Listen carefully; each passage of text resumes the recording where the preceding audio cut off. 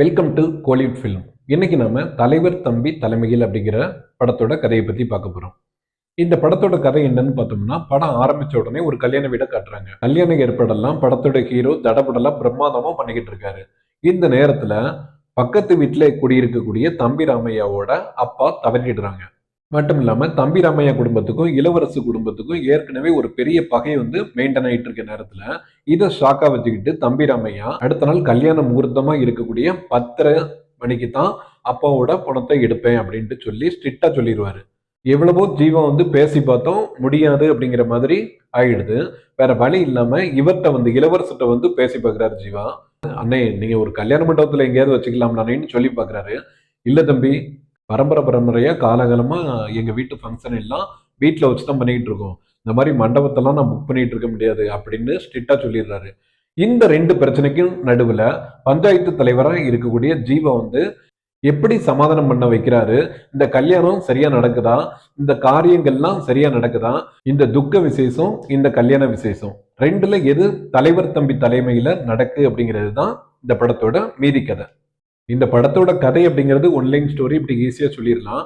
இந்த இந்த சீரியஸான கதையை எப்படி நகைச்சுவை கலாட்டா கலந்து சொல்லி இருக்கிறாரு டைரக்டர் அப்படிங்கிறதுல தான் இந்த படத்தோட வெற்றி இருக்கு. ஒரு பஞ்சாயத்து தலைவரா ஜீவா இது பெரிய கோஷ்டி முதல் ஆயிடக்கூடாது, எந்த பிரச்சனையும் இல்லாம சுமூகமா முடிக்கணும் அப்படிங்கிறதுல எவ்வளவோ மெனக்கெட்டு பாக்குறாரு. அதையும் கலாட்டா கலந்து காமெடியா சொல்லியிருக்காரு. அதே சமயத்துல தேர்தலில் தன்னை ஏத்து போட்டியிடக்கூடிய ஜென்சன் எந்த அளவுக்கு பெரிய டார்ச்சர் குடைச்சல் கொடுத்துட்டு இருக்காரு அப்படிங்கிறதையும் காமெடி கலந்து சொல்லியிருக்கிறாரு டைரக்டர் நிதிஷ் சகாதேவ்.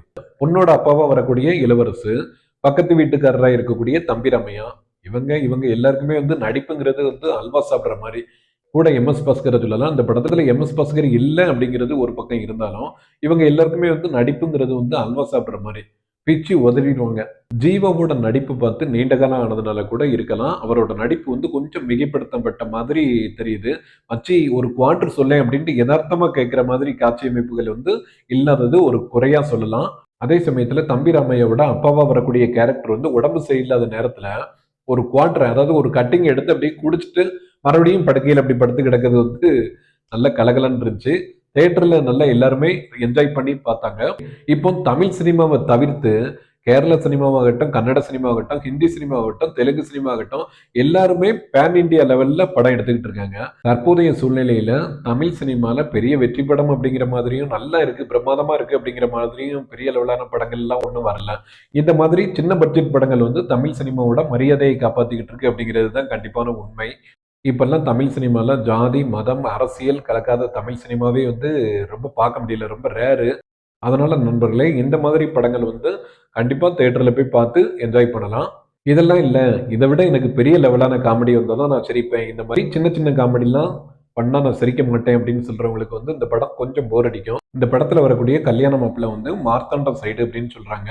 அவர் பேசுற பாசம் கன்னியாகுமரி, அதாவது மலையாளம் கலந்தும் வர மாதிரி இருக்கு, இலங்கை தமிழ் கலந்தும் வருது. ஒரு வித்தியாசமா பேசி அடிச்சு விட்டுருக்காங்க.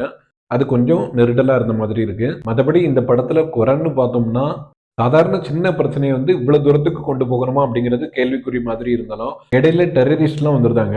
அது ஒரு காமெடிக்காக கலந்து விட்டதுனால கொஞ்சம் லாஜிக் மிஸ்டேக் ஆகுற மாதிரி இருக்கு. யாருடா இது, சொந்தக்காரங்க எல்லாம் டெரரிஸ்ட் மாதிரி காட்டியிருக்காங்க அப்படிங்கிற மாதிரி ஒரு பக்கம் போது, கடைசி இந்த படம் முடியும் போது இந்த படத்துலயும் லைட்டா அரசியலை கலந்துருவோமே அப்படின்ட்டு கடைசி டைலாக் ஜீவா சொல்லுவாரு. அது ரீசெண்டா நடந்த இன்சிடென்ட்ல உள்ள ஒரு முக்கியமான டைலாக்கை சொல்லி கலகலன்னு இந்த படத்தை முடிக்கிறாங்க.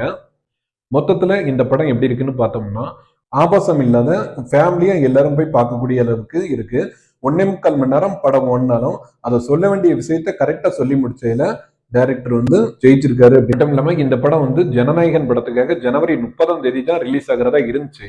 ஆனா ஜனநாயகன் பின்ன தள்ளி போனதுனால இந்த படத்தை கரெக்டா பொங்கல் அன்னைக்கு ரிலீஸ் பண்ணி கல்ல கட்டிட்டாங்க.